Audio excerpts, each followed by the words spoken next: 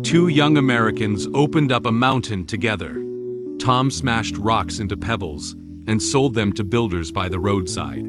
Jack directly transported the rocks to the pier and sold them to Flower and Bird merchants in California. Since the rocks here are always of strange shapes, he believed that selling by design was better than selling by weight. 3 years later, Jack became the first person in the small town to buy a car. Later, logging was prohibited. Only planting trees was allowed, so the area became an orchard. Every autumn, the mountains and valleys were full of pears, attracting merchants from all over, who took piles of pears in baskets to New York and Washington, and then shipped them to Europe and Japan. Because the pears here are rich in juice, crisp in flesh, and of unparalleled purity. Just as the people in the small town were rejoicing in the prosperity brought by the pears, Jack, who had once sold rocks, sold the fruit trees, and started planting willow trees.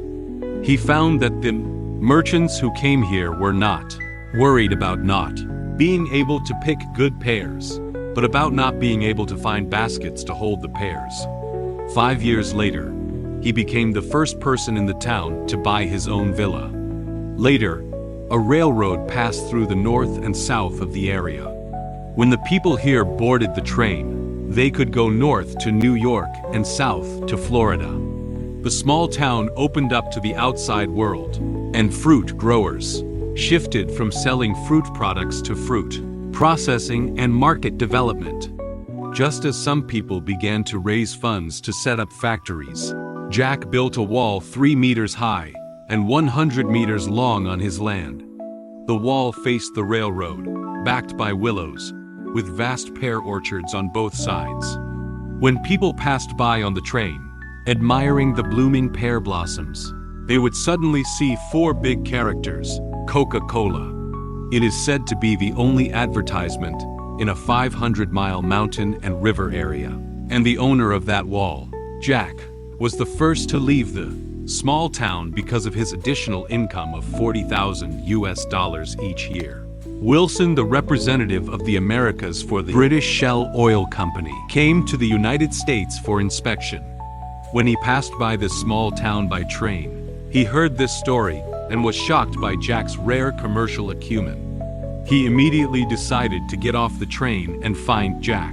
When Wilson found Jack, Jack was arguing with the owner of the store opposite his own door, because when he priced a suit at $800, the same suit was priced at $750 opposite.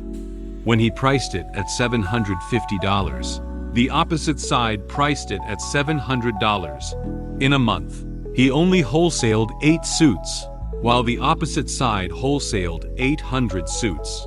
Seeing this situation, Wilson was very disappointed, thinking he had been deceived by the storyteller. But later, when he learned the truth, he immediately decided to hire him for a $1 million annual salary because the shop across the street was also Jack's. You must have unique ideas to have unique gains. Life always rewards those who are good at creating, good at thinking, and good at discovering. A young man was studying at university. One day, he presented several suggestions to the university president for improving the flaws in the university education system. His ideas were not accepted by the president, so he decided to establish his own university and become the chancellor to address these issues. To start the school, he needed at least $1 million. Where could he find such a large sum of money? Waiting to earn it after graduation seemed too distant. Therefore, he pondered every day in his dorm room on how to raise $1 million.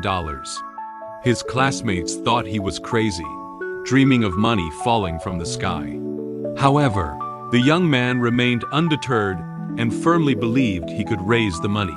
Finally, one day, he came up with a plan. He called the newspaper and announced that he would hold a lecture the next day titled, "If I Had $1 Million." The lecture attracted many business figures. In front of the successful audience, he wholeheartedly and sincerely shared his vision on stage. After concluding his speech, A businessman named Philip Armour stood up and said, "Young man, you spoke very well. I have decided to invest $1 million and do as you suggested." In this way, the young man used the money to establish Armour Institute of Technology, which is now known as the precursor to the renowned Illinois Institute of Technology. That young man turned out to be the beloved philosopher and educator, Gonzalez.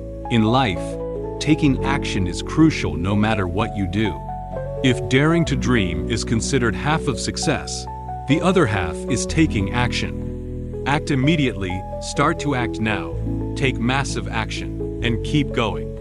This way, you will achieve success.